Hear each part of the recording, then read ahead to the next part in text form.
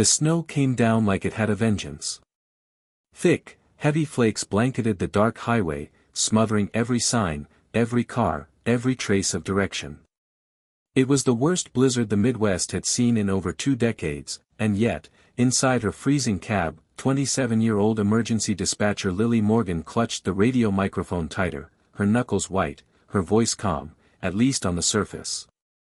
"Anyone, this is Unit 34.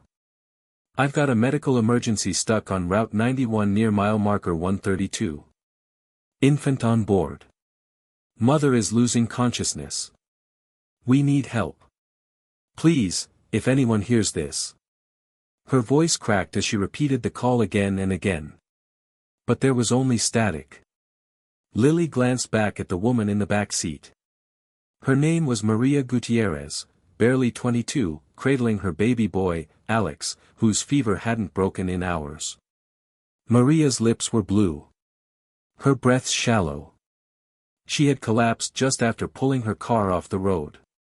She had tried to make it to a hospital in Kansas City. But the storm turned that plan into a nightmare. And Lily? She was only supposed to be off duty. Just headed home after a 12-hour shift. She had stumbled on Maria's car by chance. The engine was dead. No heat. No signal. And worst of all, no help coming. The other emergency vehicles were either stranded or ordered off the roads. The storm was simply too brutal. But Lily had stayed. She couldn't leave them. She wrapped the baby in her own coat, used every bit of warmth she had, and radioed every 15 minutes. All night long. No answer. Until, nearly 4 a.m. "Breaker breaker, this is Big Sky. Did I hear medical distress back there on 91? Lily's heart leapt. She grabbed the mic like a drowning woman finds driftwood. "Yes. This is Unit 34. I've got a woman and infant in critical condition. I'm stuck near mile marker 132. Can you assist?" A pause crackled through the silence, then. 10-4, sweetheart. I'm gonna get to you. Just hold tight. He was 58, grizzled, tired, and had a beard flecked with ash-gray wisdom. His name was Hank Dawson, a long-haul trucker from Montana. 32 years on the road, and he had seen it all. But tonight was different. Something about the desperation in that woman's voice on the CB, it reached something deep inside him. He knew the risks. The state troopers had radioed alerts, "Do not proceed. Visibility 0. Road closure in effect." But Hank couldn't shake the image of a young mother and a baby freezing to death in the middle of nowhere. He thought of his own daughter, Emma, gone now 5 years from a car wreck, and how no one had been there to help. If he could be the one this time, if he could stop someone else from knowing that loss. He downshifted his rig into low gear, tightened his grip on the wheel, and whispered, "I'm coming, darlin'. Just hold on." Back at the frozen car, Lily checked Maria's pulse. Faint. The baby whimpered. They were fading.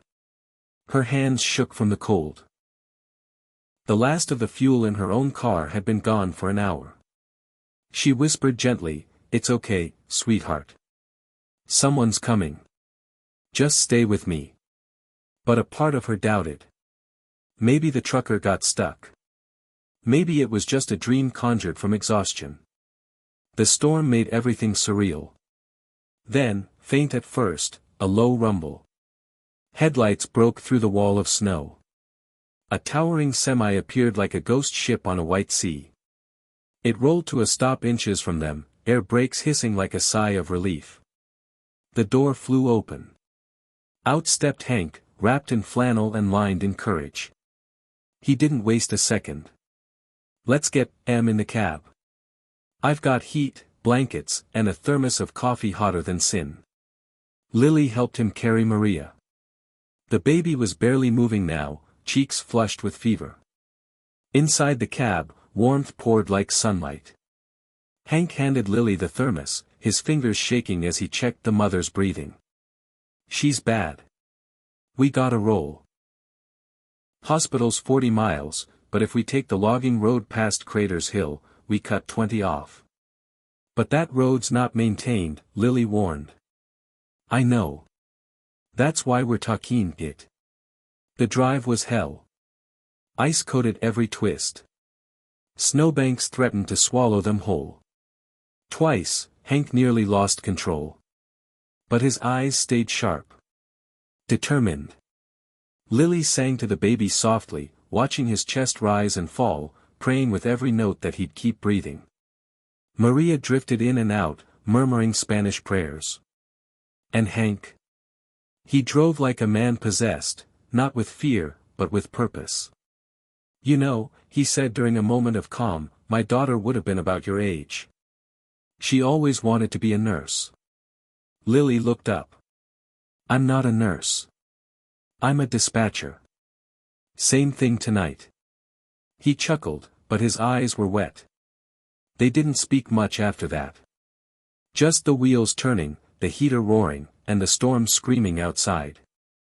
At 5:41 a.m., the truck pulled into the ER bay of Truman Medical. Doctors and nurses rushed to meet them. Maria was unconscious but alive.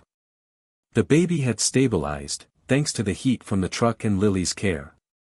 As the stretcher wheeled away, Lily slumped against the wall, tears mixing with melted snow on her face.